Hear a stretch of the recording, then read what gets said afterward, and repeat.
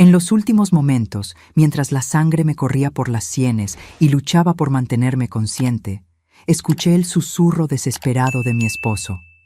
Regina, finge que estás muerta. Lo que descubrí ese día cambió para siempre la forma en que veo a mi familia.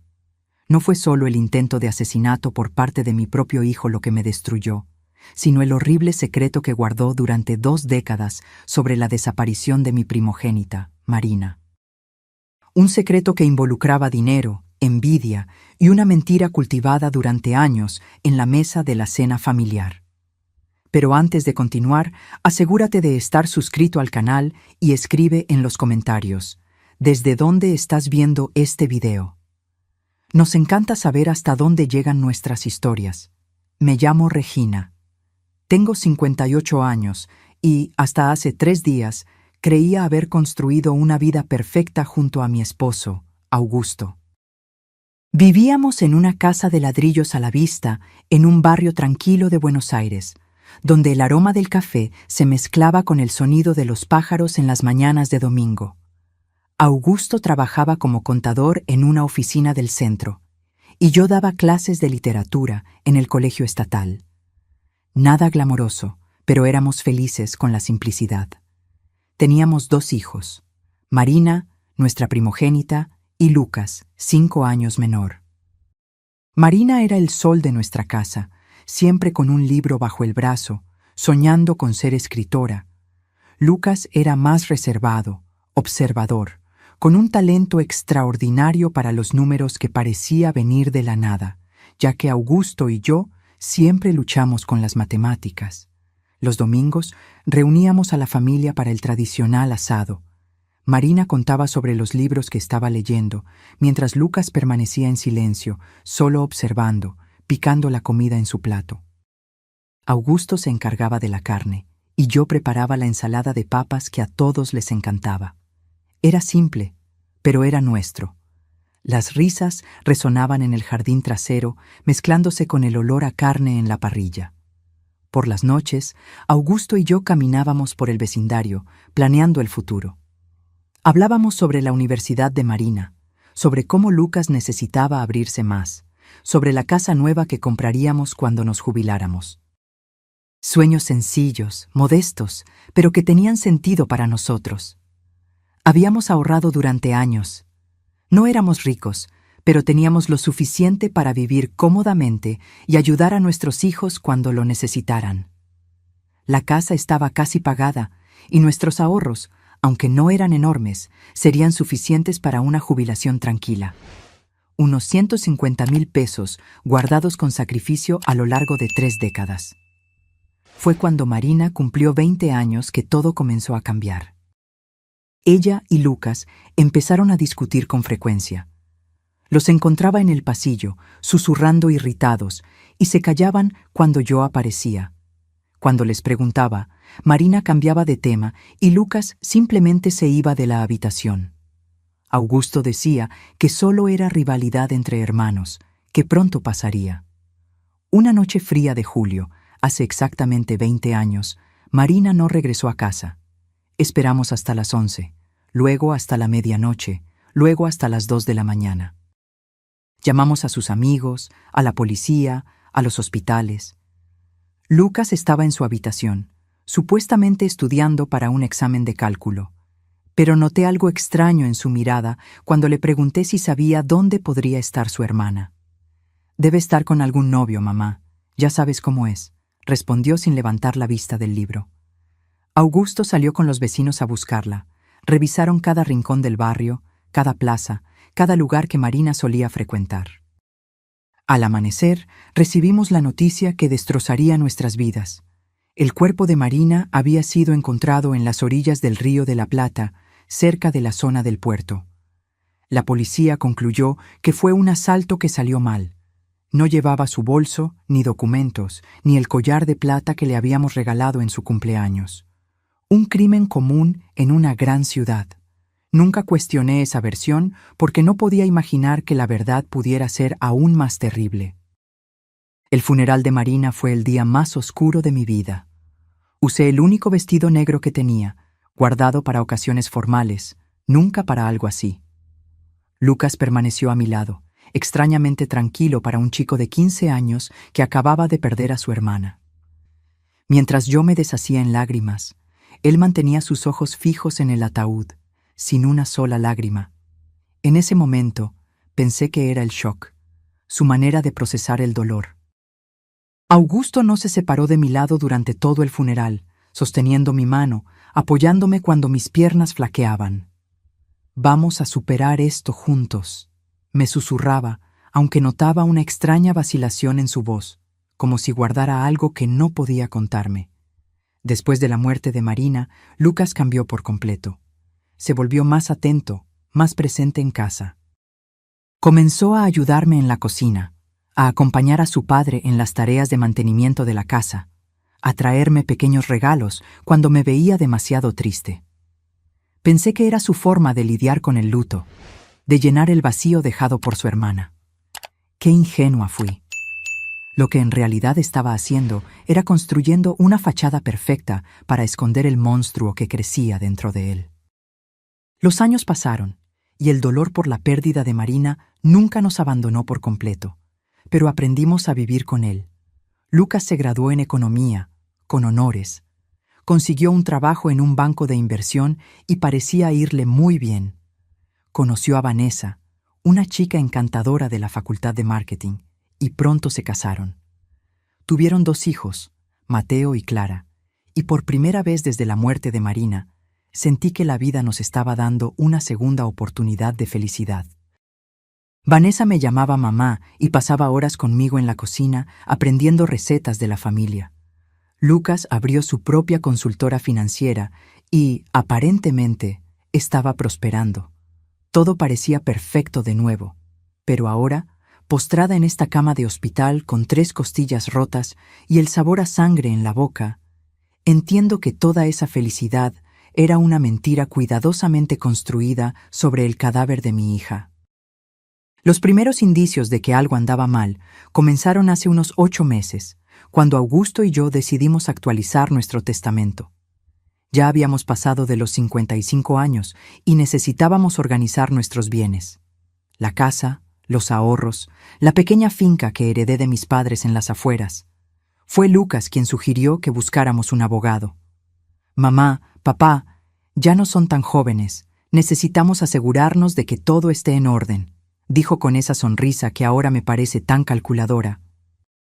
Vanessa estaba a su lado, sosteniendo mi mano con esos dedos delicados que, más tarde, ayudarían a empujarme a la muerte.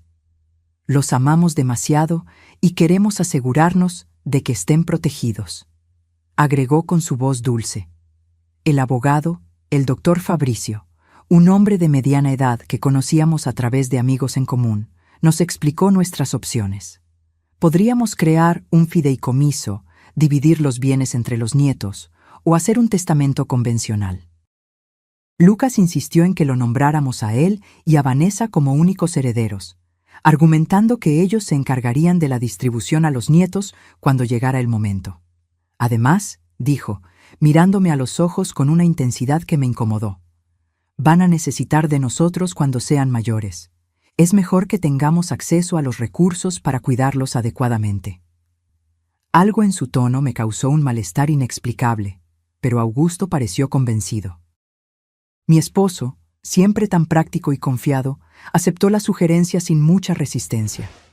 Yo tenía mis dudas, especialmente porque recordaba cómo Marina siempre hablaba de ayudarnos financieramente cuando envejeciéramos.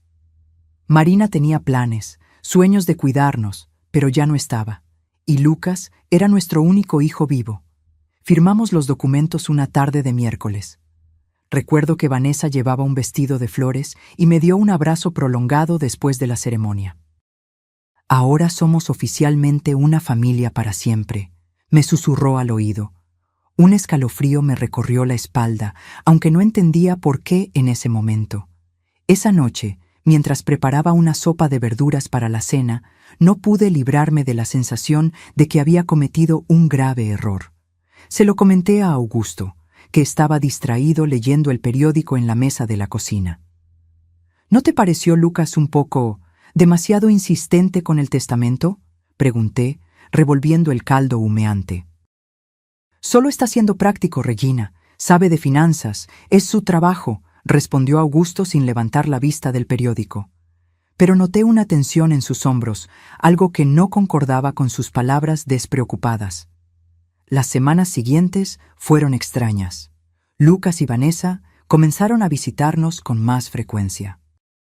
No solo para los almuerzos de domingo, sino en días aleatorios de la semana, siempre con sugerencias sobre cómo deberíamos administrar nuestro dinero, qué inversiones hacer, qué seguros de vida contratar. «Mamá, deberían vender esta casa», comentó Vanessa mientras examinaba nuestra sala de estar como si estuviera tasando una propiedad en venta. «Es demasiado grande para ustedes dos. Podríamos encontrarles un apartamento cómodo, más cerca de nuestra casa». Pero yo amaba nuestra casa. Cada rincón guardaba un recuerdo. La marca en la pared de la cocina donde medíamos la altura de Marina y Lucas cuando eran niños. El escalón que crujía en la escalera y que anunciaba cuando alguien bajaba por la noche. El rincón de lectura en el porche donde Marina pasaba horas devorando libros. No podía imaginar vivir en ningún otro lugar.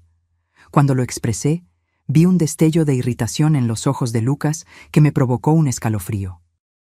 «Mamá, estás siendo irracional», dijo en un tono que nunca había usado conmigo antes.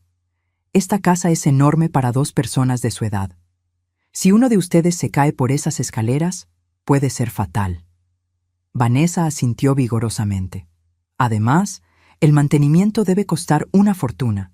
Sería mucho más inteligente vender ahora, mientras el mercado inmobiliario está al alza».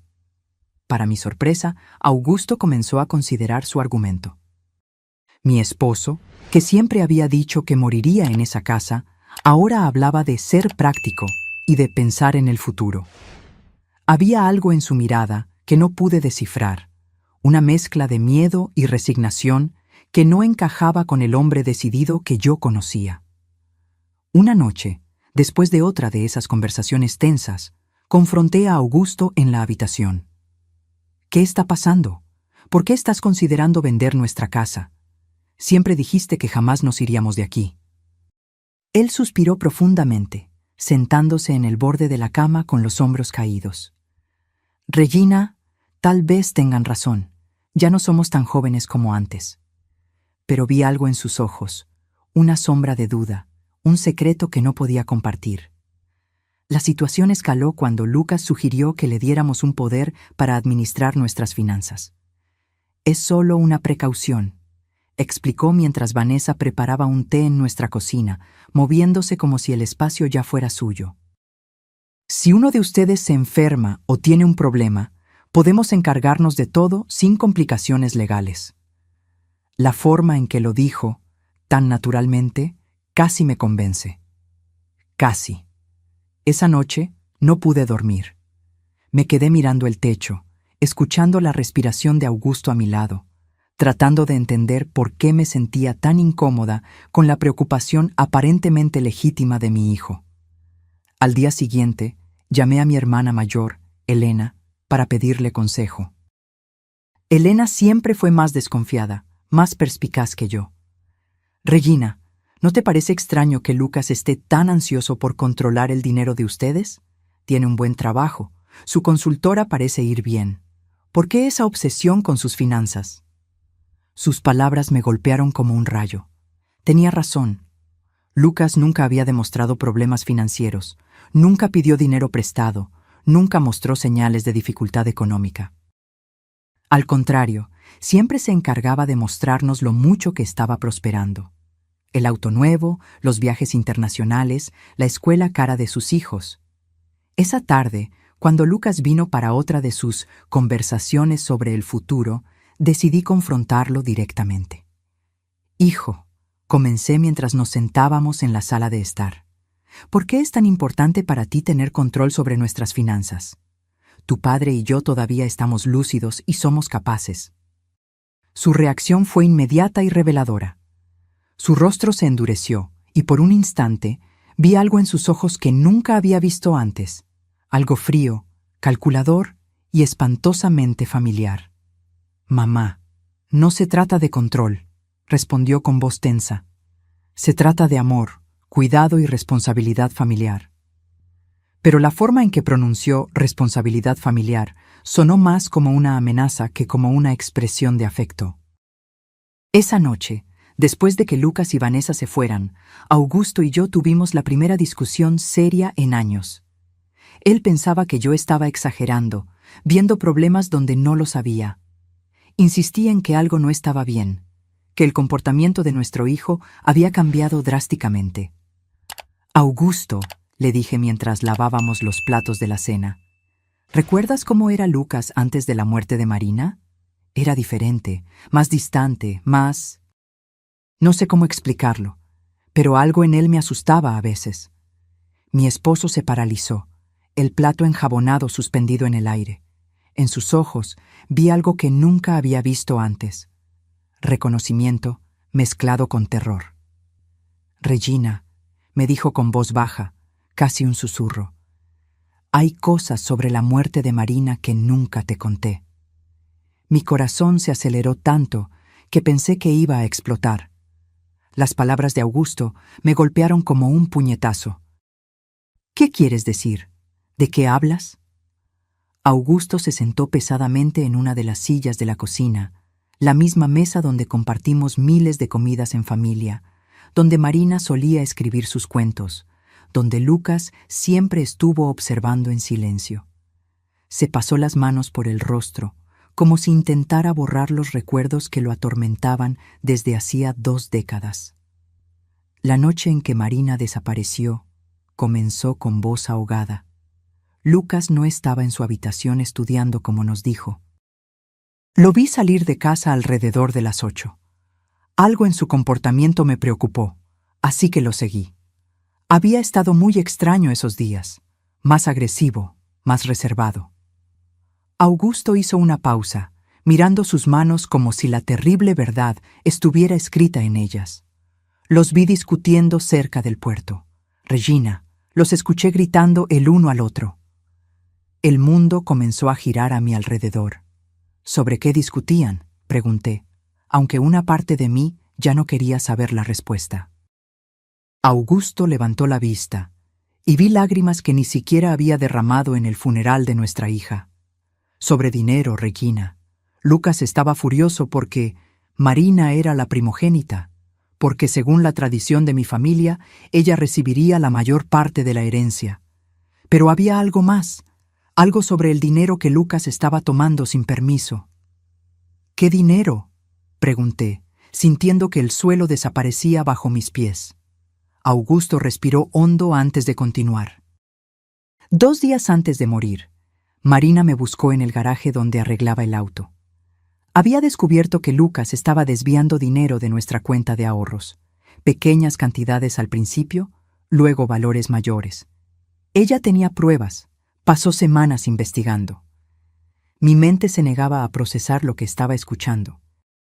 Mi hijo menor, que siempre fue tan atento después de la muerte de su hermana, ¿nos estaba robando incluso antes de que Marina muriera? ¿Por qué nunca me lo contaste?, le recriminé a Augusto, sintiendo una doble traición. Porque cuando llegué al puerto esa noche, ya era demasiado tarde, respondió con voz estrangulada. Vi a Lucas parado al lado del cuerpo de Marina. Mi hijo estaba temblando, llorando, repitiendo sin parar. Fue un accidente, fue un accidente. Me miró desesperado y me suplicó. Papá, Marina me amenazó, me dijo que le iba a contar todo a mamá. Se me abalanzó, solo me defendí y se resbaló. Te juro que fue un accidente. Las lágrimas corrían por mi rostro incontrolablemente. «¿Y tú le creíste?», murmuré, aunque ya sabía la respuesta. Augusto asintió lentamente, con una expresión de culpa que lo había perseguido durante 2 décadas. Era mi hijo, Regina. Mi hijo menor me estaba pidiendo ayuda y Marina ya estaba muerta. No podía traer a una de vuelta destruyendo al otro. Creí que realmente había sido un accidente, que Lucas había aprendido la lección, que se convertiría en una mejor persona. ¿Y el dinero robado?, pregunté, necesitando saber cada detalle de esta pesadilla. Lucas prometió que lo devolvería poco a poco. Juró que había sido una mala decisión, que estaba desesperado, que nunca volvería a hacer algo así. Pero nunca devolvió un solo centavo. De hecho, siguió tomando pequeñas cantidades que yo fingía no notar, porque confrontarlo significaría admitir que encubrí un asesinato. Me convertí en su cómplice, Regina. Cada vez que me quedé en silencio, cada vez que ignoré los retiros, me hacía más cómplice. La horrible realidad comenzó a tomar forma en mi mente. Por eso está tan interesado en controlar nuestras finanzas ahora, murmuré. No es porque le importemos, es porque quiere terminar lo que empezó hace 20 años. Augusto asintió gravemente. Y hay algo más, Regina, algo que descubrí hace unas semanas. ¿Qué más puede haber?, pregunté, sintiendo que mi corazón no soportaría más revelaciones. Augusto fue a su oficina y regresó con una carpeta que había escondido entre otros documentos. He estado investigando discretamente las finanzas de Lucas. Su consultora no va tan bien como nos hace creer. De hecho, está al borde de la quiebra. Le debe más de 200,000 pesos a bancos e inversores. Los papeles temblaban en mis manos mientras leía los números. Lucas no era el hombre exitoso que fingía ser. Era un fracaso desesperado que había vivido de mentiras y dinero robado durante décadas. ¿Vanessa sabe todo esto?, pregunté, recordando su dulce sonrisa y sus cariñosos abrazos. Estoy seguro de que sí, respondió Augusto. Noté cómo dirige las conversaciones cuando hablan de nuestro dinero, cómo hace preguntas específicas sobre nuestros ahorros, el valor de la casa, nuestros seguros. No son preguntas inocentes, Regina. Son preguntas de alguien que está calculando exactamente cuánto vale nuestra muerte. Esa frase me heló hasta los huesos. Nuestra muerte, repetí en un susurro. Fue la primera vez que consideré que Lucas podría querer hacernos daño físico. Hasta ese momento pensé que solo quería robarnos o engañarnos. Pero si había matado a su propia hermana por dinero, ¿qué le impediría matar a sus padres por la misma razón? Augusto, dije, agarrando sus manos, tenemos que ir a la policía. Tenemos que contarles la verdad sobre Marina y sobre lo que está pasando ahora. Pero mi esposo sacudió la cabeza con una mirada de desesperación que me partió el corazón. ¿Con qué pruebas, Regina? Soy cómplice del encubrimiento del asesinato de nuestra hija. Si hablo ahora, también voy a la cárcel. Hizo una pausa, el peso de 2 décadas de silencio evidente en su rostro envejecido. ¿Y quién le creería a un anciano de 62 años que guardó este secreto durante 20 años? Tenía razón. ¿Vamos a esperar a que nos mate como mató a Marina?, pregunté, con la voz temblorosa por el miedo y la rabia. Vamos a ser cautelosos, dijo Augusto, tratando de sonar más confiado de lo que realmente estaba. Vamos a encontrar una manera de protegernos, de reunir pruebas para... Sus palabras fueron interrumpidas por el timbre del teléfono. Era Lucas. «Hola, mamá», dijo con esa voz dulce que ahora sonaba siniestra en mis oídos. Vanessa y yo estábamos pensando, y creemos que sería increíble celebrar su aniversario de bodas con algo especial. ¿Qué tal si los llevamos a aquella sierra en San Carlos de Bariloche de la que siempre hablan? Podríamos hacer una caminata en familia, tomar fotos y pasar un día perfecto juntos. Mi sangre se congeló. Miré a Augusto, que había escuchado la conversación en altavoz y tenía la misma expresión de terror.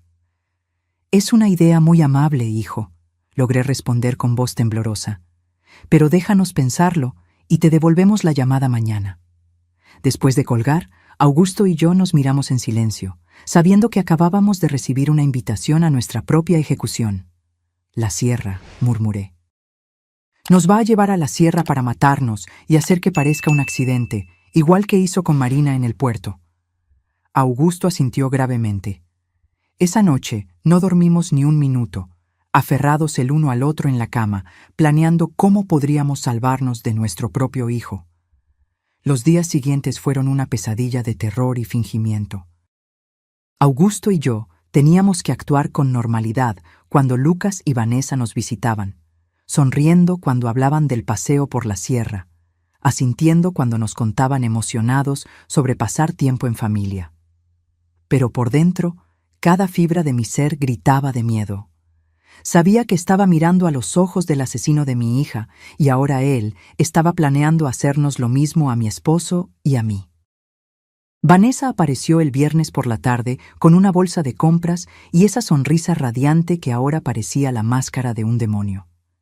«Regina, querida», me dijo, abrazándome con esos brazos que en breve me empujarían a la muerte. Compré algunas provisiones para nuestra aventura en la sierra, sándwiches, agua, frutas, todo lo que necesitamos para el picnic. Me mostró el contenido de la bolsa como una niña entusiasmada, pero yo solo podía pensar en cómo cada uno de esos artículos se usaría para encubrir nuestro asesinato. También traje mi cámara nueva, agregó, sacando una costosa cámara digital de su bolso. Quiero capturar cada momento de este día especial. Serán fotos que atesoraremos para siempre. La ironía de sus palabras me dio náuseas. La única foto que tomaría sería la de nuestros cuerpos destrozados en el fondo de algún precipicio. Lucas llegó poco después cargando una mochila de senderismo de aspecto nuevo. «Papá», le dijo a Augusto con entusiasmo forzado, «compré todo el equipo necesario para una caminata segura. Cuerdas, linternas, botiquín de primeros auxilios». Cada palabra sonaba como una burla cruel. Equipo de seguridad para planear nuestros asesinatos. La perversidad de la situación me mareó. «¿No es un poco peligroso para personas de nuestra edad?», pregunté, tratando de sonar casual mientras buscaba cualquier excusa para cancelar el viaje. Vanessa me acarició el rostro con esa falsa ternura que me revolvía el estómago. «Por eso elegimos un sendero muy tranquilo y seguro», me aseguró. «Es una caminata que hasta los niños pueden hacer. Además, Lucas y yo estaremos allí para cuidarlos todo el tiempo». Sí, ellos estarían allí para cuidarnos hasta el momento exacto en que decidieran empujarnos por un acantilado. Esa noche, cuando finalmente se fueron, Augusto y yo nos sentamos en la sala, temblando no solo por el frío, sino por el terror absoluto que habíamos contenido durante horas. «No podemos ir», le dije, agarrando sus manos. «Simplemente no podemos. Inventaremos alguna excusa». «Si no vamos», respondió Augusto con voz grave, «encontrarán otra manera de matarnos. Tal vez algo que parezca aún más accidental, como una fuga de gas o un incendio en la casa. Al menos en la sierra, sabemos lo que van a intentar hacer». Sus palabras tenían una lógica terrible que no me consolaba en absoluto. «Entonces, ¿qué sugieres?», pregunté, desesperada por encontrar alguna solución que salvara nuestras vidas. Augusto se quedó pensativo por unos minutos antes de responder. «Iremos, pero estaremos preparados. Esconderé mi teléfono y lo configuraré para que grabe todo. Si logramos sobrevivir, tendremos pruebas. Si no...» Su voz se quebró. «Al menos alguien sabrá la verdad». La mañana del sábado apenas pudimos tocar el desayuno. Sabíamos que podría ser nuestra última comida juntos en nuestra casa, en esa cocina donde compartimos tantos momentos felices cuando éramos una familia de verdad. Augusto revisó su testamento una vez más, asegurándose de que, si algo nos sucedía, Lucas no obtendría todo sin que hubiera algún registro de nuestras sospechas. «Escribí una carta», me confesó, sacando un sobre sellado de la gaveta de su escritorio. «Está dirigida a tu hermana Elena. En ella explico todo lo que sabemos sobre la muerte de Marina y lo que creemos que Lucas planea hacernos. La escondí en la caja de recuerdos del ático. Si no volvemos de este paseo, al menos ella sabrá dónde buscar la verdad». El sábado amaneció con un cielo azul despejado que parecía burlarse de nuestra situación. Lucas llegó temprano, silbando una melodía alegre que me heló la sangre. «Buenos días, tortolitos», gritó desde la puerta principal. «¿Listos para la gran aventura?». Vanessa apareció justo detrás de él, radiante como una novia el día de su boda. excepto que esta era una boda con la muerte. Durante el desayuno, que apenas pudimos comer, Lucas nos explicó el itinerario que seguiríamos con todo detalle. «Es un sendero precioso», dijo, extendiendo un mapa sobre la mesa. «Lleva a un mirador desde donde se puede ver todo el valle. Dicen que las vistas son espectaculares». Sus ojos brillaban con un entusiasmo que me parecía demoníaco. Por supuesto, las vistas serían espectaculares. Serían las últimas que veríamos en nuestras vidas. «El sendero tiene algunas partes empinadas», agregó Vanessa como si nos estuviera dando información turística útil, «pero nada que excursionistas experimentados como ustedes no puedan manejar». Su comentario sobre nuestras supuestas habilidades para el senderismo sonó como una broma cruel. Éramos dos sexagenarios que apenas caminábamos hasta la panadería de la esquina los domingos.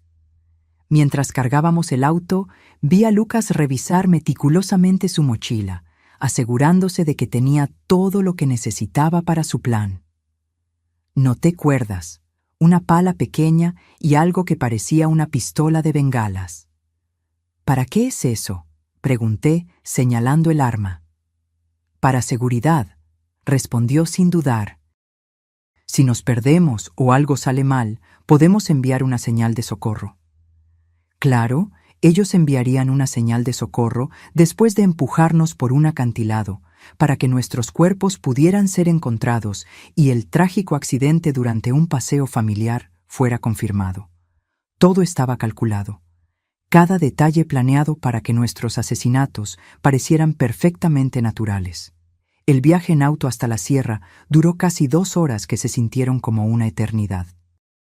Vanessa puso música alegre y cantaba junto a las canciones como si de verdad estuviéramos yendo a un divertido paseo familiar.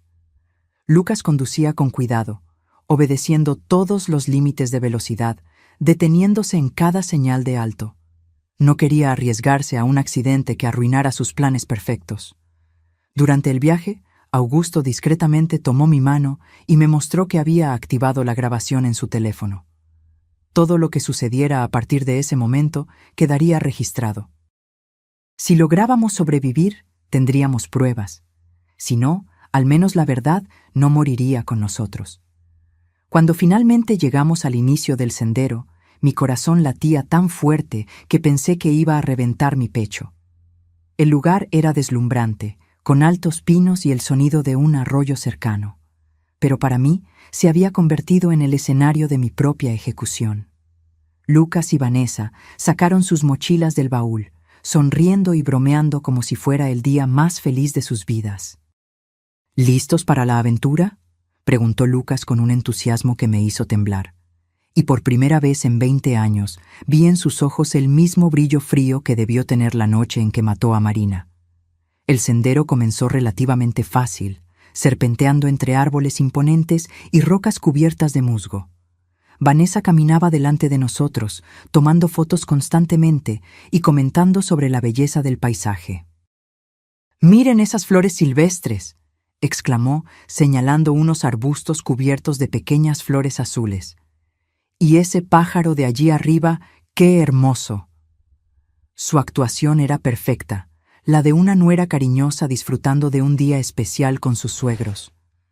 Lucas caminaba detrás de nosotros, supuestamente para asegurarse de que no nos quedáramos atrás, pero yo podía sentir sus ojos en nuestras espaldas como puñales. Cada vez que me volteaba para mirarlo, él sonreía con esa sonrisa que había perfeccionado a lo largo de 20 años de mentiras. «¿Cómo se sienten, mamá y papá?», preguntaba con falsa preocupación. «¿Necesitan detenerse a descansar?». Después de 1 hora de caminata, comenzamos a subir por una parte más empinada del sendero. Mis piernas ya pesaban como plomo y Augusto respiraba con dificultad. No estábamos acostumbrados a este tipo de ejercicio y nuestros hijos asesinos lo sabían perfectamente. Habían elegido una ruta que nos agotaría físicamente, haciéndonos vulnerables para cuando llegara el momento de ejecutar su plan. «Estamos casi en el mirador», anunció Vanessa animadamente. Aunque, de acuerdo con el mapa que vi en la mesa del desayuno, todavía nos quedaba al menos media hora de caminata, Su mentira confirmó que no tenían intención de llegar al mirador oficial. El lugar donde planeaban matarnos debía estar mucho más cerca. Durante la caminata intenté memorizar cada detalle del sendero, cada árbol distintivo, cada formación rocosa que pudiera servir como referencia si lograba sobrevivir, y necesitaba explicarle a la policía exactamente dónde había sucedido todo. Augusto hacía lo mismo, y ocasionalmente intercambiábamos miradas cargadas de terror y determinación. Sabíamos que estábamos caminando hacia nuestra muerte, pero también sabíamos que era nuestra única oportunidad de conseguir pruebas contra nuestros asesinos. ¡Oh, miren eso!, exclamó de repente Vanessa, señalando una formación rocosa que se elevaba a nuestra derecha. Ese acantilado tiene una vista increíble. ¿Por qué no subimos allí para tomar algunas fotos especiales? Mi sangre se congeló. Ahí estaba, el lugar que habían elegido para nuestro asesinato. El acantilado se elevaba unos 30 metros sobre el sendero principal, accesible por un camino secundario que parecía mucho más peligroso que el que habíamos seguido. Las piedras estaban sueltas, había menos árboles a los que agarrarse en caso de tropezar, y desde la cima se podía ver un precipicio que descendía hasta un valle rocoso y desolado. No sé si es una buena idea, dije, tratando de sonar casual. Ese sendero parece bastante empinado para gente de nuestra edad. Pero Lucas ya había comenzado a subir hacia el desvío, llevando su mochila llena de equipo de seguridad que yo sabía que no usaría para salvarnos. «Vamos, mamá», dijo con esa voz persuasiva que usaba de niño y con la que quería convencerme de algo. Solo tomará unos minutos. Además, Vanessa tiene razón. Las fotos desde allí serán espectaculares. La forma en que dijo espectaculares me hizo temblar. Serían espectaculares para cualquiera que las viera después, como prueba de nuestro accidente. Augusto me apretó la mano discretamente, recordándome que su teléfono estaba grabando todo. Teníamos que seguir adelante. Teníamos que llegar hasta el final para conseguir las pruebas necesarias. Si nos negábamos ahora, simplemente encontrarían otra oportunidad, otro lugar, otra excusa para matarnos. La subida hasta el acantilado fue agotadora. Las piedras sueltas se deslizaban bajo nuestros pies, y más de una vez estuve a punto de caer. Pero lo más aterrador era darme cuenta de lo perfecto que era ese lugar para un asesinato. Si alguien accidentalmente tropezaba y caía desde la cima, no habría ninguna posibilidad de sobrevivir. Y, lo que es más importante, no habría testigos. «¡Casi llegamos!», gritó Vanessa desde arriba, a donde ya había llegado con la agilidad de alguien que había planeado esta ruta cuidadosamente. Lucas la siguió, y luego nos ayudó a Augusto y a mí a completar los últimos metros de la subida. Sus manos en mis brazos se sintieron como las garras de un depredador. El mirador era realmente impresionante. Desde allí se podía ver todo el valle, las montañas a lo lejos y el río serpenteando entre árboles centenarios. En cualquier otra circunstancia, habría sido un momento hermoso para compartir en familia. Pero sabiendo lo que yo sabía, el lugar me pareció el escenario perfecto para una pesadilla. «¡Vengan aquí para las fotos!», exclamó Vanessa, posicionándose cerca del borde del acantilado. «Quiero el valle al fondo». Augusto y yo nos acercamos lentamente, cada paso llevándonos más cerca de nuestro destino final. Pude ver a Lucas posicionándose estratégicamente detrás de nosotros, calculando ángulos, midiendo distancias. «Perfecto», dijo Vanessa, levantando su cámara. «Ahora, abrácense y sonrían». Augusto y yo nos abrazamos, probablemente por última vez, mientras ella tomaba foto tras foto. Cada destello de la cámara parecía un relámpago que anunciaba la tormenta que estaba a punto de llegar. «Una más», sugirió Lucas, acercándose a nosotros. «Pero esta vez, den un paso atrás para que el paisaje se vea mejor». Un paso atrás significaba estar exactamente en el borde del precipicio.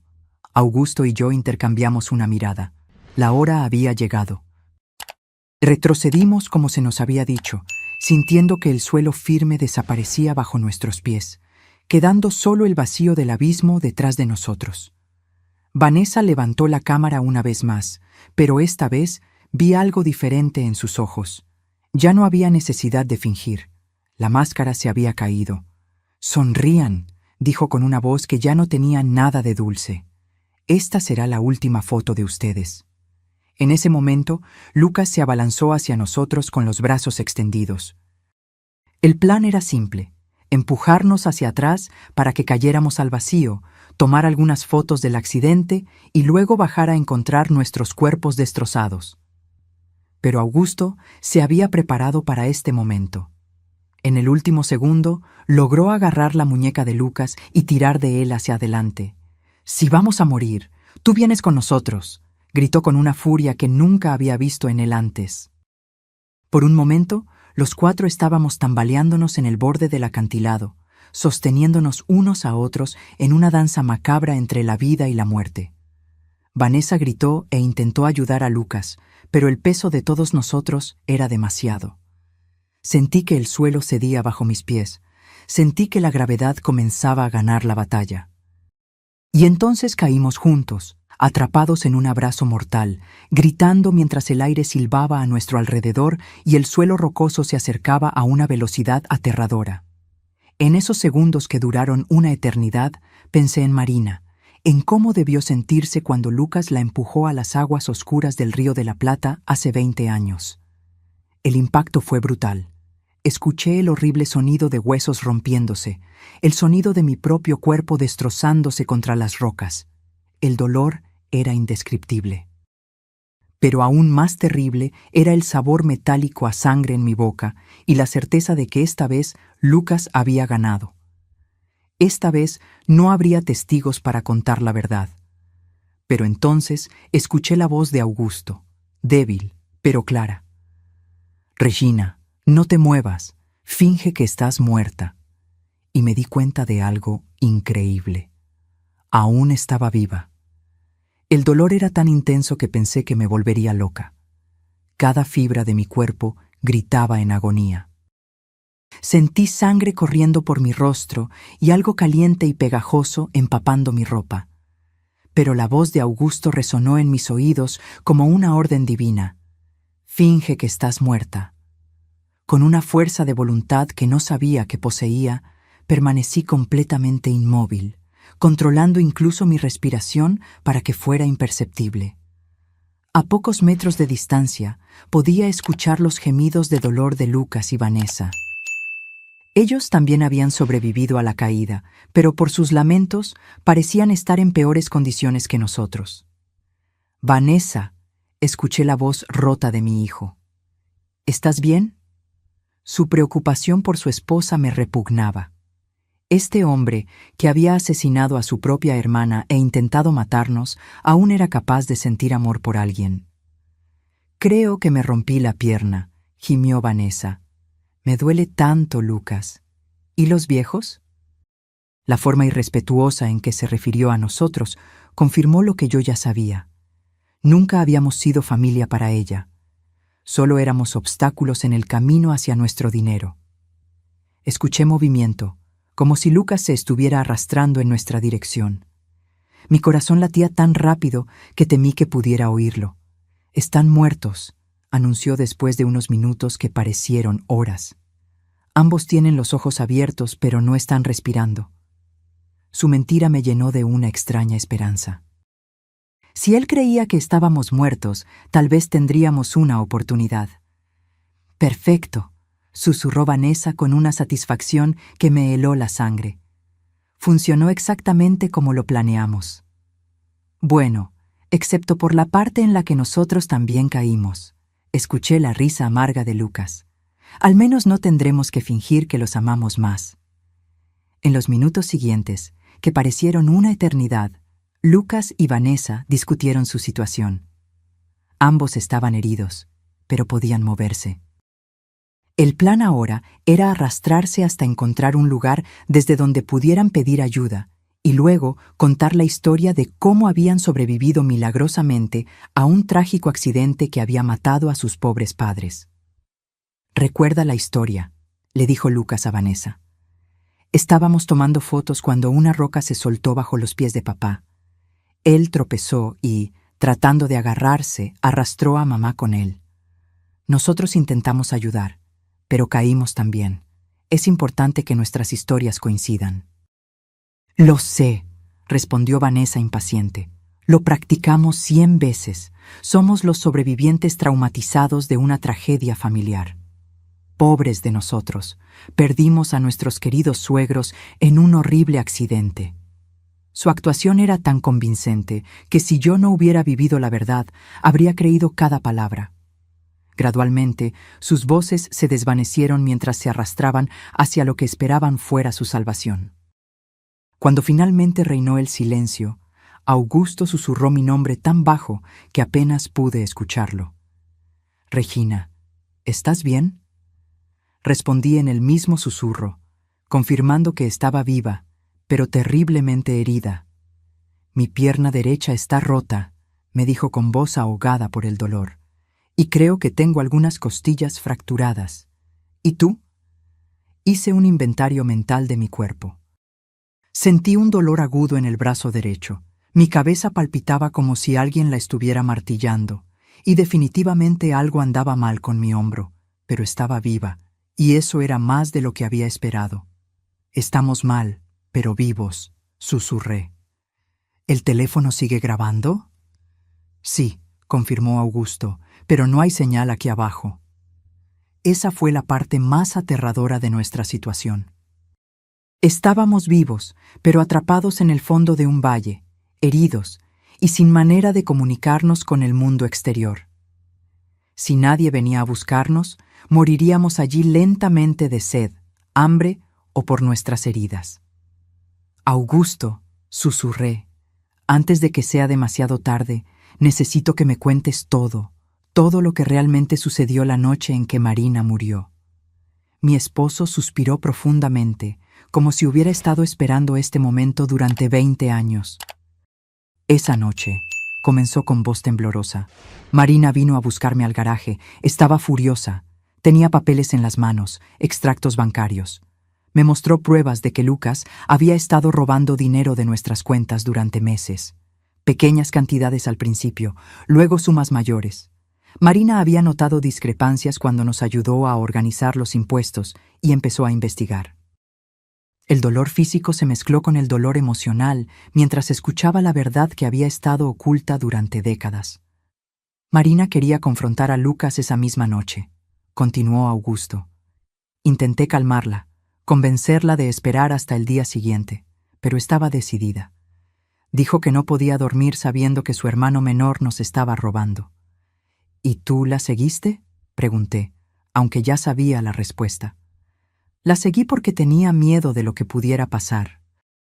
Conocía el temperamento de Marina cuando se enojaba y también había notado algo inquietante en Lucas últimamente, una frialdad que me daba escalofríos. «Cuando llegué al puerto», continuó Augusto, «los encontré gritándose el uno al otro. Marina tenía los papeles en la mano, agitándolos en la cara de Lucas. «Eres un ladrón», le gritaba. «Estás robando a nuestros propios padres». Lucas lo negaba todo. Decía que Marina estaba loca, que estaba inventando cosas. Mi corazón se aceleró mientras me imaginaba la escena. Mis 2 hijos enfrentándose en la oscuridad, uno acusando al otro de traición. «¿Qué pasó después?», pregunté, aunque ya temía la respuesta. Augusto hizo una larga pausa antes de continuar. Marina le dijo que si no devolvía el dinero y nos confesaba todo, ella misma nos contaría la verdad. Lucas se puso furioso. Le gritó que Marina siempre había sido la favorita, que ella siempre lo había tenido todo fácil, que era hora de que las cosas cambiaran. La voz de Augusto se quebró. Lucas empujó a Marina. No fue un accidente, la empujó con todas sus fuerzas, deliberadamente. Vi a Marina tratando de mantener el equilibrio. Vi sus brazos agitándose desesperadamente, buscando algo a lo que agarrarse. Pero era demasiado tarde. Cayó a las aguas oscuras del Río de la Plata. Las lágrimas corrían por mi rostro, mezclándose con la sangre de mis heridas. «¿Por qué nunca me contaste la verdad?», pregunté. sintiendo el peso de 20 años de mentiras. Augusto suspiró profundamente. Porque cuando llegué a donde estaba Lucas, él lloraba, temblaba, me decía una y otra vez que había sido un accidente, que no había tenido la intención de lastimarla. Me suplicó que no te dijera nada, que no podía perderte a ti también. Pero sabías que era mentira, murmuré con el corazón roto. Sí, pero era mi hijo, Regina, mi único hijo sobreviviente. ¿Cómo podía entregarlo a la policía? ¿Cómo podía destruir lo que quedaba de nuestra familia? Su justificación me hirió tanto como mis lesiones físicas. ¿Y el dinero robado? Lucas prometió que lo devolvería poco a poco. Juró que había sido una mala decisión, que estaba desesperado, que nunca volvería a suceder. Pero nunca devolvió un solo centavo. De hecho, siguió robando, y yo me quedé callado, porque cada día que pasaba me hacía más cómplice de su crimen. Justo en ese momento, escuchamos voces a lo lejos. Lucas y Vanessa habían logrado encontrar ayuda. Pronto, los equipos de rescate estarían allí, y nuestros hijos asesinos interpretarían el papel de sus vidas. Los sobrevivientes traumatizados de una tragedia familiar. Las voces se hicieron cada vez más cercanas, acompañadas por el sonido de helicópteros sobrevolando la zona. El equipo de rescate había llegado, y con ellos llegó el momento más crucial de nuestras vidas. Augusto y yo teníamos que tomar una decisión en cuestión de minutos. Debíamos seguir fingiendo que estábamos muertos hasta encontrar la oportunidad perfecta para revelar la verdad o arriesgarnos a ser rescatados junto con nuestros asesinos. «Regina», susurró Augusto con urgencia. El teléfono grabó todo lo que pasó allí arriba. Tenemos la confesión de Vanessa sobre el plan. Tenemos a Lucas admitiendo que somos obstáculos. Tenemos todo. Pero si nos encuentran vivos ahora, pueden destruir las pruebas antes de que logremos entregarlas a las autoridades. Tenía razón. Si Lucas y Vanessa se daban cuenta de que habíamos sobrevivido y escuchado sus confesiones, encontrarían una forma de silenciarnos para siempre. Esta vez no sería un accidente. Sería algo mucho más directo y definitivo. Teníamos que esperar el momento perfecto. «Están aquí abajo», gritó la voz de Lucas desde arriba. «Mis padres, por favor, apúrense». Su actuación era perfecta, su voz rota por el dolor y la desesperación. Si yo no conociera la verdad, habría creído que era un hijo devastado por la pérdida de sus padres. «Señor, mantenga la calma», respondió una voz autoritaria, probablemente del jefe del equipo de rescate. «Bajaremos para evaluarlos. ¿Usted y su esposa pueden moverse?» Escuché el sonido de cuerdas y equipo siendo preparado para el descenso. Vanessa había perfeccionado su papel como la nuera afligida. «No puedo creer que esto haya pasado», sollozó. «Estábamos tomando fotos, tan felices. Todo sucedió tan rápido. Una roca se soltó y cayeron». Cada palabra era como una puñalada en mi corazón, porque yo sabía que ella repetiría esa misma historia a la policía, a la prensa, a cualquiera que quisiera escuchar su versión de los hechos. Los socorristas comenzaron a bajar. Podía escuchar sus voces acercándose, el sonido de sus botas contra la roca, el tintineo de su equipo. Augusto me apretó la mano discretamente, recordándome que teníamos que mantener la farsa, pasara lo que pasara. «¡Están aquí!», gritó uno de los socorristas al encontrarnos. «Tenemos a 2 personas en el fondo del valle». Se acercó a nosotros y comenzó a examinarnos. Mantuve mis ojos cerrados y mi respiración tan superficial que era casi imperceptible. Sentí sus manos buscando un pulso en mi cuello, su oído cerca de mi boca, tratando de detectar la respiración. «Este todavía tiene un pulso débil», anunció, refiriéndose a Augusto. «¿La mujer? No estoy seguro. Necesito al equipo médico aquí abajo de inmediato». Mi corazón se disparó. El plan estaba funcionando. Ellos creerían que Augusto estaba al borde de la muerte, pero aún vivo, mientras yo estaría lo suficientemente cerca de la muerte para no ser una amenaza inmediata. En los siguientes minutos, que se sintieron como horas, Los paramédicos trabajaron en nosotros.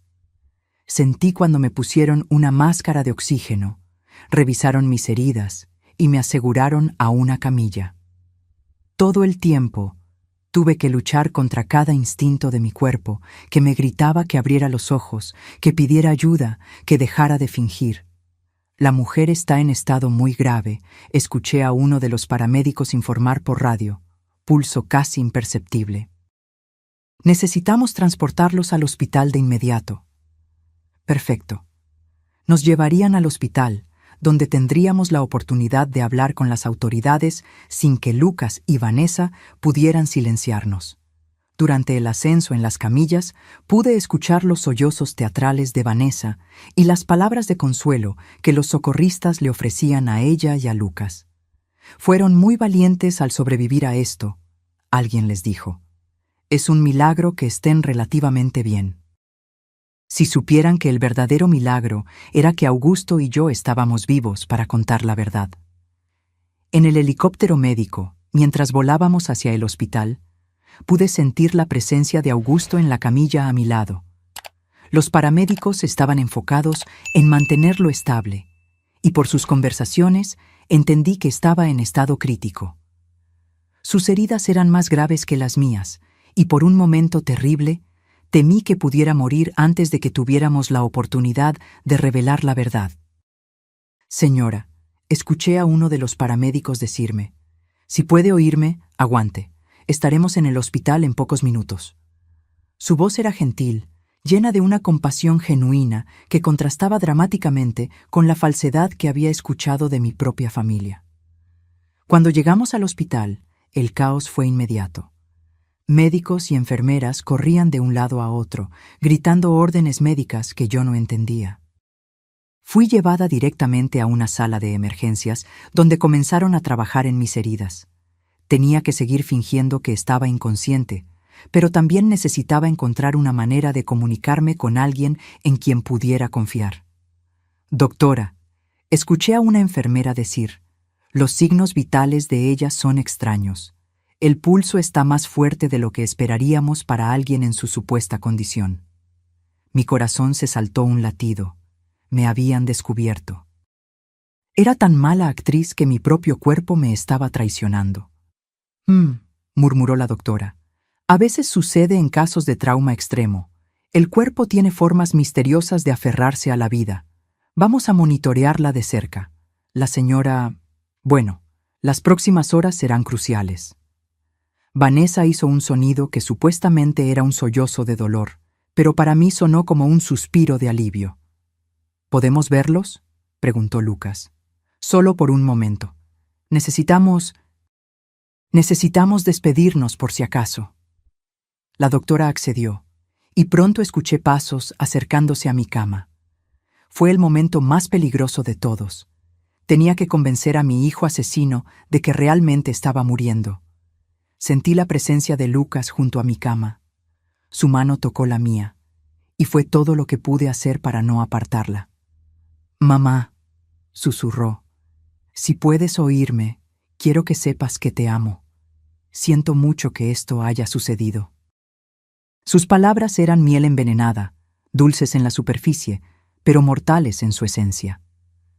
Vanessa se acercó desde el otro lado.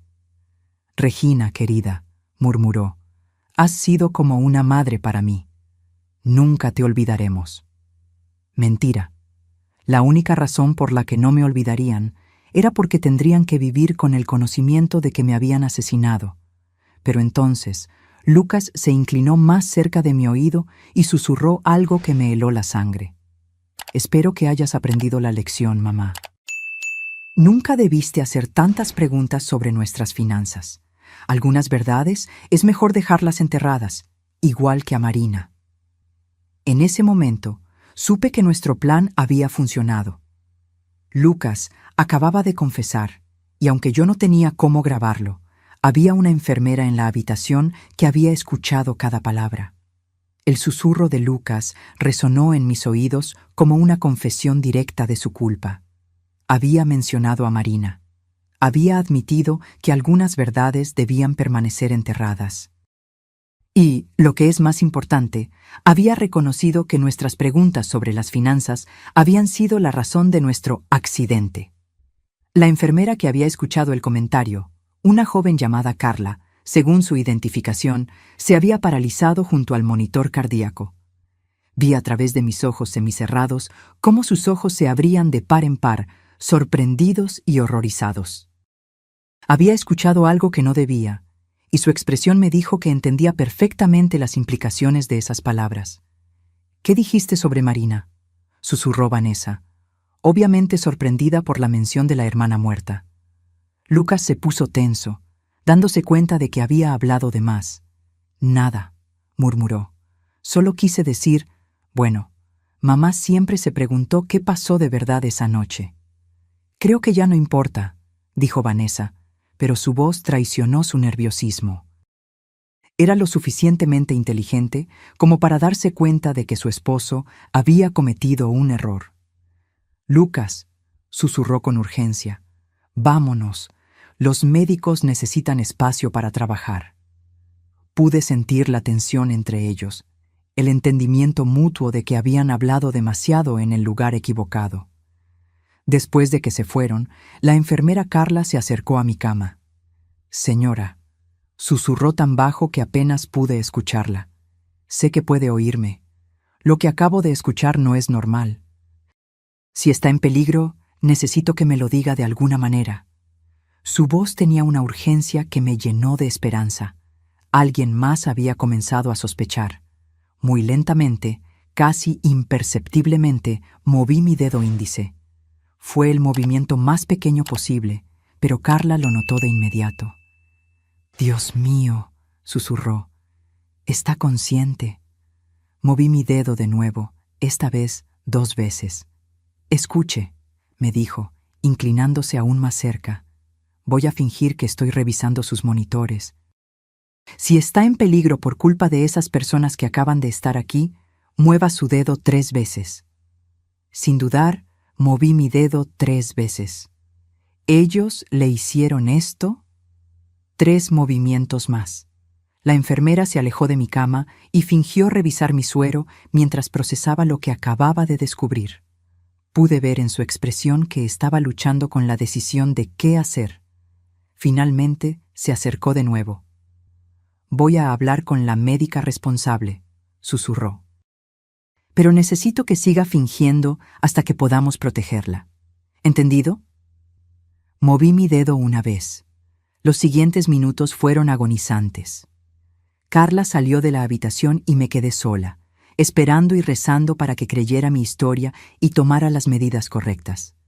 Finalmente, escuché pasos que se acercaban. Eran Carla acompañada por una médica mayor y, sorprendentemente, 2 policías. «Señora», dijo la médica en voz baja. La enfermera Carla nos contó su situación. «Si puede oírnos, queremos que sepa que ahora está a salvo. Los oficiales están aquí para protegerla». Una ola de alivio tan intensa casi rompe mi farsa. «¿Puede abrir los ojos?», preguntó uno de los policías. Lentamente, muy lentamente, abrí mis ojos. La luz del hospital me cegó por un momento, pero gradualmente logré enfocarme en los rostros preocupados a mi alrededor. «Gracias a Dios», murmuró Carla. «Pensé que estaba imaginando cosas». «Señora», dijo el policía, un hombre de mediana edad con expresión seria, «soy el detective Marcio. Entendemos que puede estar en una situación muy peligrosa. ¿Puede decirnos qué fue lo que realmente sucedió en esa sierra?». Mi voz salió como un susurro ronco después de horas de fingir inconsciencia. Mi hijo y su esposa nos empujaron». Las siguientes horas fueron un torbellino de declaraciones, grabaciones y revelaciones. Le conté al detective Marcio todo lo que sabía. La muerte de Marina, los robos de Lucas, la presión para cambiar nuestro testamento y, finalmente, el plan para asesinarnos en la sierra. «Mi esposo tiene pruebas grabadas», dije con urgencia. «Todo está en su teléfono. Las confesiones, los planes, todo». El detective fue de inmediato a la habitación donde Augusto estaba siendo atendido. Augusto había recuperado la conciencia poco después de mí, y cuando el detective le explicó la situación, entregó su teléfono sin dudar. «Aquí está todo», dijo con voz débil pero firme. 20 años de mentiras y la verdad sobre lo que pasó hoy. Mientras los técnicos de la policía analizaban la grabación, Lucas y Vanessa permanecían en la sala de espera, interpretando su papel como parientes devastados ante otros visitantes del hospital. No tenían idea de que su cuidadosa actuación estaba a punto de terminar para siempre. «La grabación es clara», anunció el detective después de una hora. «Tenemos confesiones explícitas sobre el asesinato de Marina, admisiones sobre el robo de dinero y pruebas directas de intento de homicidio premeditado contra ustedes dos. Es más que suficiente para arrestarlos». «¿Pero van a arrestarlos aquí?», pregunté, preocupada por nuestra seguridad. «Si se dan cuenta de que estamos vivos y hablando…». El detective asintió, comprendiendo mi preocupación. «Ya tenemos oficiales posicionados. En cuanto tengamos la orden de arresto firmada, los llevaremos. Mientras tanto, ustedes dos están bajo protección policial». La ironía de la situación no se me escapó. Lucas y Vanessa estaban allí abajo, probablemente hablando con familiares de otros pacientes, recibiendo condolencias por nuestra muerte, planeando cómo manejar nuestro funeral y la herencia. No tenían ni idea de que, en los cuartos de arriba del hospital, estábamos derribando su mundo de mentiras cuidadosamente construido. «¿Hay algo más?», pregunté, notando que el detective sostenía unos papeles.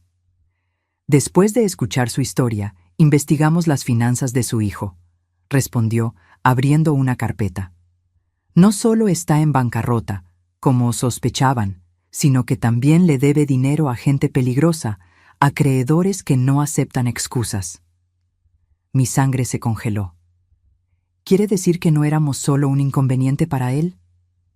«Ustedes eran su única salvación», confirmó el detective. «Con la herencia, él podría pagar sus deudas y empezar de nuevo. Sin ustedes, probablemente estaría muerto en unas semanas». Esa revelación añadió una nueva dimensión a la traición. Él no nos veía solo como obstáculos. Éramos su salvavidas financiero. Nuestra muerte no solo era conveniente, era absolutamente necesaria para su supervivencia. «¿Y qué pasará con mis nietos?», pregunté, sintiendo una nueva ola de dolor al pensar en los niños inocentes de Lucas y Vanessa. «Los servicios sociales asumirán la custodia temporal», respondió el detective amablemente. «Pero, por lo que entiendo, ustedes podrían solicitar la custodia una vez que se recuperen de sus heridas». La idea de criar a los hijos de nuestros propios asesinos era abrumadora, pero también era la única manera de asegurar que algo bueno saliera de esta pesadilla. Esos niños eran inocentes y merecían la oportunidad de crecer en un hogar donde el amor fuera real, no fingido. «Es hora», anunció el detective cuando un oficial entró en la habitación con los papeles en la mano. «Las órdenes están firmadas. Vamos a arrestarlos ahora». Por la ventana de mi habitación que daba al estacionamiento del hospital, pude ver a los policías posicionándose discretamente. El momento que había esperado durante 20 años finalmente había llegado. «Lucas y Vanessa Olivera», escuché la voz firme del oficial a cargo por la radio de la policía. «Están arrestados por el asesinato de Marina Olivera y por intento de homicidio de Regina y Augusto Olivera». El silencio que siguió fue ensordecedor. Luego, la voz histérica de Vanessa. «¿De qué están hablando? Nosotros somos las víctimas aquí. Nuestros padres murieron en un terrible accidente». «Señora», respondió el oficial con calma, «sus suegros están vivos y han proporcionado pruebas completas de sus crímenes». Hubo un momento de silencio absoluto, seguido de un grito desesperado de Lucas. «¡Eso es imposible! ¡Los vimos morir! ¡Estaban muertos!». Su confesión involuntaria fue capturada por las grabadoras de la policía, agregando otra pieza de evidencia al caso. Por la radio, escuché a Vanessa comenzar a culpar a Lucas. «Todo fue idea suya. Yo no quería hacer nada de esto. Él me obligó». Y Lucas, en su desesperación, gritó: «Tú fuiste quien sugirió el acantilado. Tú planeaste todo esto. En cuestión de minutos, la alianza que había durado años se desmoronó mientras cada uno intentaba salvar su propio pellejo. El detective Marcio regresó a mi habitación 1 hora después con una expresión de satisfacción mezclada con tristeza. Están arrestados y camino a la comisaría, me informó. Ambos se están culpando mutuamente, lo que solo fortalece nuestro caso. Pero hay algo más que necesito decirles. ¿Qué más?, pregunté, aunque no estaba segura de que mi corazón pudiera soportar más revelaciones. Durante el arresto, encontramos esto en la mochila de su hijo, dijo, mostrándome una pequeña grabadora digital. Aparentemente, había estado grabando sus conversaciones con usted y su esposo en las últimas semanas, probablemente buscando pruebas de que ustedes sospechaban algo. Mi sangre se congeló. ¿Qué significa eso? El detective suspiró. Significa que él sabía que ustedes estaban empezando a descubrir la verdad. El viaje a la sierra no fue una decisión espontánea. Fue una respuesta directa a sus sospechas. En una de las grabaciones se puede oír claramente a Vanessa diciendo: «Tenemos que actuar rápido antes de que vayan a la policía». La profundidad de la planificación y la frialdad del cálculo me dejaron sin aliento. No solo planearon matarnos. Habían estado monitoreando nuestras conversaciones, evaluando el nivel de peligro que representábamos para ellos. Éramos ratones en un laberinto, y ellos eran los científicos que observaban cada uno de nuestros movimientos. «Hay algo más», continuó el detective, «que encontramos en la investigación de sus finanzas. Su hijo no solo le debía dinero a acreedores peligrosos, sino que también había falsificado su firma en varios documentos, intentando acceder a sus cuentas bancarias. Si hubieran muerto en esa sierra, él habría tenido acceso inmediato a todos sus recursos». Cada nueva revelación era como otra puñalada. Mi propio hijo no solo había planeado asesinarme, sino que había estado robándome activamente, falsificando mi firma y violando cada principio de confianza familiar que yo había intentado inculcarle. «¿Cuánto dinero robó en total?», pregunté, aunque no estaba segura de si quería saber. «Unos 80,000 pesos en los últimos 5 años», respondió el detective. «Pequeñas cantidades que pensó que ustedes no notarían, pero que sumadas totalizan una fortuna. El dinero que Augusto y yo habíamos ahorrado durante décadas de arduo trabajo, peso a peso, había estado financiando la vida lujosa de nuestro hijo mientras él planeaba nuestro asesinato. Los días siguientes en el hospital fueron un torbellino de entrevistas con la policía, visitas de abogados y llamadas de periodistas que se habían enterado de la historia.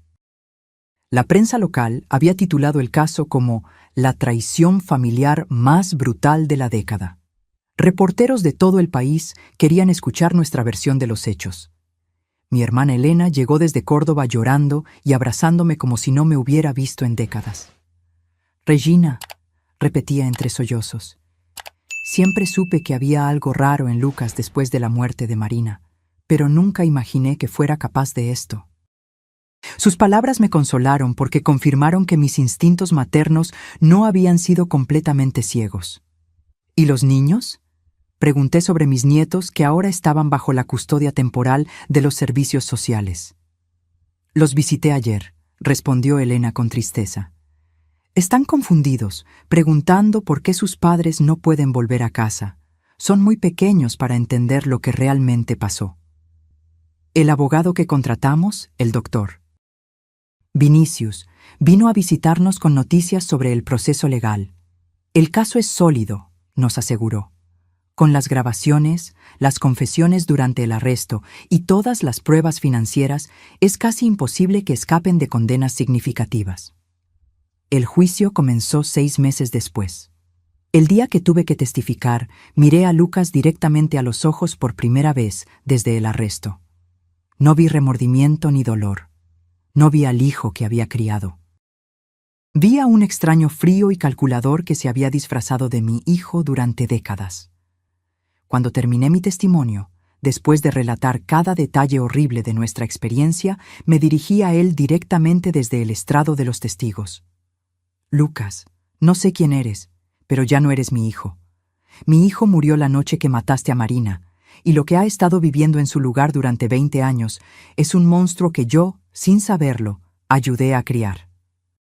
El jurado deliberó solo por 2 días antes de declarar a Lucas culpable de homicidio en primer grado por la muerte de Marina y de intento de homicidio agravado por lo que nos hizo a nosotros. Vanessa recibió la misma condena como cómplice. Ambos fueron sentenciados a 30 años de prisión. Ahora, 1 año después, Augusto y yo iniciamos el proceso para adoptar formalmente a nuestros nietos, Mateo y Clara. Son niños hermosos e inocentes que merecen la oportunidad de crecer conociendo lo que es el amor verdadero, no el amor manipulador y tóxico que recibieron de sus padres biológicos. Todas las noches, cuando acuesto a los niños, les cuento historias sobre su tía Marina, a quien nunca conocieron. Cómo amaba los libros, cómo soñaba con ser escritora, cómo su sonrisa iluminaba la casa. No les cuento cómo murió ni quién la mató. Esas son verdades para otro día, cuando sean mayores y puedan entender. A veces, cuando estoy sola en el porche, mirando las estrellas que tanto amaba Marina, me pregunto si podríamos haber hecho algo diferente, si podríamos haber notado las señales antes, si podríamos haber salvado a nuestros 2 hijos. Pero luego recuerdo que, a pesar de todo, todavía tenemos la oportunidad de hacer algo bien. Mateo tiene el mismo amor por los libros que tenía Marina. Clara tiene la misma risa contagiosa. En ellos veo la oportunidad de construir una familia basada en la verdad, no en mentiras. Y tal vez, solo tal vez, eso sea suficiente para comenzar a curar heridas que pensé que nunca sanarían. Ahora, si te gustó esta historia, haz clic en el próximo video que aparece en pantalla, porque en él la historia de traición y giros que nunca antes habías visto.